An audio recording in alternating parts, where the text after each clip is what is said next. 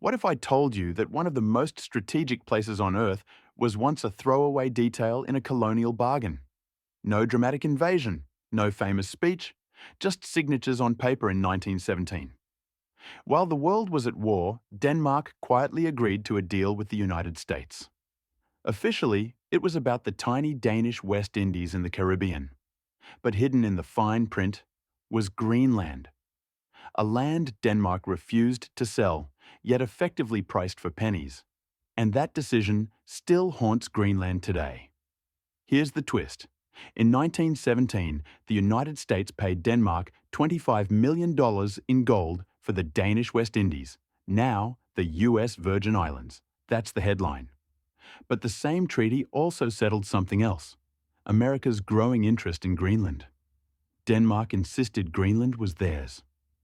Washington, eager to secure the Caribbean during World War I, agreed.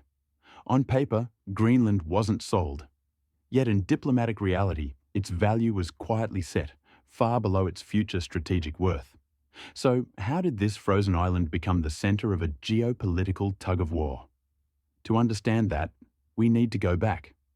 Denmark-Norway claimed Greenland in the early 18th century, sending missionaries like Hans Egede in 1721.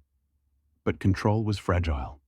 Inuit communities had lived there for thousands of years, shaping their own world long before Europe arrived. For centuries, Greenland was remote, expensive, and economically disappointing. Trade monopolies, missionary stations, and whaling posts clung to the coast. Denmark saw it as a marginal colony, not a prize. But then, something changed. Global powers started realizing that in the age of steam, flight, and radio, the Arctic was no longer empty. By the late 19th and early 20th centuries, explorers like Robert Peary and Knud Rasmussen turned Greenland into a symbol of national prestige. Meanwhile, the United States was thinking bigger. Monroe Doctrine thinking now extended toward the Arctic. Control of northern sea lanes, radio stations, and weather data suddenly mattered. But there was a complication. In 1814, after the Napoleonic Wars, Norway had been separated from Denmark, raising questions over who actually owned Greenland. Norway still claimed historical rights. Denmark needed international recognition. And that's where Washington's interest became a powerful bargaining chip. In 1916, with World War I raging, President Woodrow Wilson's administration wanted the Danish West Indies to protect the Panama Canal and block German influence. Denmark, a small neutral country, saw a chance. Foreign Minister Erik Scavenius negotiated a deal. The US would pay for the islands and acknowledge Danish sovereignty over all of Greenland. The result was the 1917 Treaty of the Danish West Indies. On one level, Denmark gained a diplomatic shield around Greenland. But on another, it signaled to the world that Greenland's fate could be negotiated for a Caribbean sum. But that wasn't the only problem Denmark faced. Norway still contested parts of East Greenland. In 1931, Norwegian hunters proclaimed Erik Raude's land in eastern Greenland, claiming it as terra nullius. Denmark took the case to the Permanent Court of International Justice in The Hague. In 1933, the court ruled decisively. All of Greenland belonged to Denmark. That victory looked like the final word. Yet it rested on earlier foreign recognition, including the 1917 US Treaty. Denmark had protected its Arctic colony. What it couldn't foresee was how valuable that frozen territory would soon become. Then, World War II changed everything. In April 1940, Nazi Germany occupied Denmark. Suddenly, Greenland was cut off from Copenhagen. The Danish ambassador in Washington, Henrik Kaufmann, made a bold move. In 1941, without approval from occupied Denmark, he signed a defense agreement with the United States, allowing American bases in Greenland. Officially, it was to protect the island from German attack. In reality, it turned Greenland into a forward platform for US power in the North Atlantic. The same island, once treated as a colonial afterthought, became an air and weather intelligence lifeline. After the war, the Cold War began, and Greenland's value skyrocketed again. In 1951, Denmark and the United States signed a new defense agreement. The crown jewel, Thule Air Base in northwest Greenland. Built starting in the early 1950s, it became a crucial part of America's early warning system against Soviet bombers and missiles. B-52s, radar arrays, nuclear-related infrastructure, all in Danish territory. Yet the local Inuit population of Karnak was forcibly relocated farther north in 1953. For Greenlanders, the base wasn't just strategic. It was a symbol of power imposed from above. Here's where the sold for pennies story gets sharper. In 1946, US President Harry Truman actually offered to buy Greenland outright from Denmark for $100 million in cash. Denmark said no. Compared to the 1917 payment for the West Indies, the number was higher, but still drastically underestimated Greenland's long-term strategic and resource value. The rejected offer became a quiet legend of Cold War diplomacy.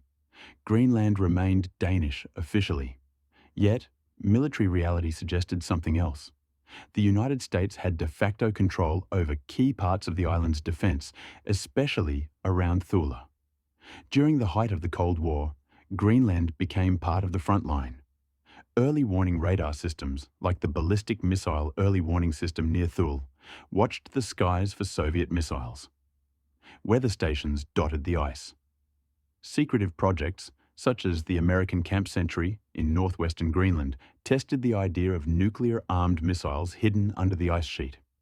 Officially, Denmark forbade nuclear weapons on its soil.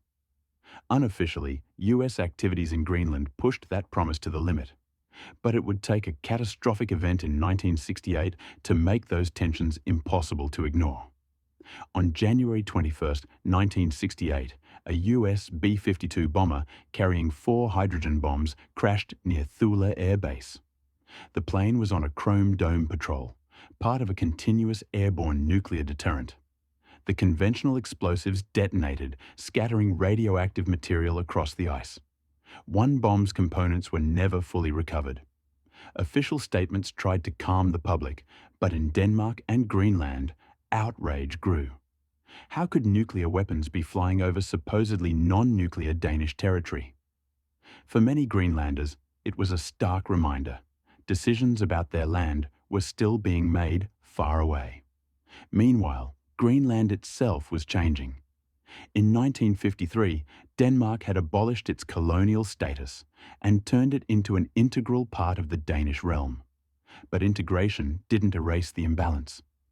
Danish language, Danish administrators, Danish decisions. In the 1970s, Greenlanders pushed back. A movement for autonomy grew, fueled by frustration over resource exploitation and cultural marginalization. Memories of relocation near Thule and secrecy around US military activities sharpened the sense that Greenland had been treated as a strategic asset first, a homeland second. The old 1917 deal cast a long shadow. In 1979, Denmark granted home rule to Greenland. Nuuk gained its own parliament and control over many local affairs. In 2009, this expanded into self-rule, recognizing Greenlanders as a people with the right to independence under international law. Yet, Denmark retained control over foreign policy, defense, and monetary policy. And that's where the old bargain still bites. Because defense in Greenland means US bases, NATO strategy, and Arctic security. Greenland can manage fisheries and education. But the legacy of those earlier deals still shapes who controls the airfields, radars, and strategic decisions. Today, Greenland sits at the center of a new geopolitical scramble. Melting ice opens potential shipping routes and exposes minerals, including rare earth elements. The United States, China, the European Union, all are paying attention. In 2019, President Donald Trump famously suggested the US should buy Greenland, reviving Truman's old idea. Denmark again refused, calling the notion absurd. But beneath the headlines, the deeper issue remained. A small indigenous majority society navigating between great powers. While historical deals made over a century ago still define who sits at the negotiating table.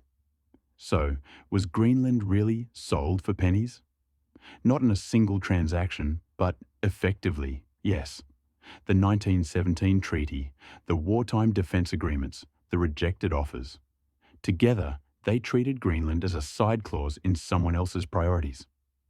Denmark kept sovereignty, but traded recognition and access for relatively modest sums and strategic security. Greenlanders themselves had almost no say. Yet today, they are slowly reclaiming that voice. The forgotten colonial deal still haunts the Arctic, but it doesn't have to define its future. If you enjoyed this deep dive into the unknown, subscribe for more uninteresting history.